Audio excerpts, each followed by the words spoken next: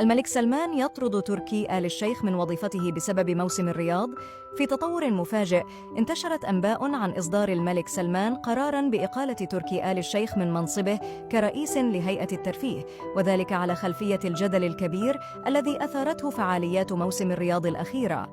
مصادر غير رسمية تشير إلى أن القرار جاء بعد انتقادات واسعة من مختلف الأطياف، حيث رأى البعض أن بعض الفعاليات تجاوزت الحدود المقبولة وأثارت استياء المجتمع، في حين يرى آخرون أن الخطوة تعكس اهتمام القيادة بمراعاة القيم الدينية والاجتماعية للمملكة. حتى الآن لا يوجد تأكيد رسمي من الجهات المعنية حول صحة هذه الأنباء، لكن التساؤلات مستمرة. هل ما حدث نهاية لموسم الرياض بشكله الحالي؟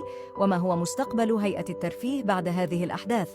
شاركونا آراءكم في التعليقات، ولا تنسوا متابعة صفحتنا للمزيد من الأخبار المثيرة والمفاجآت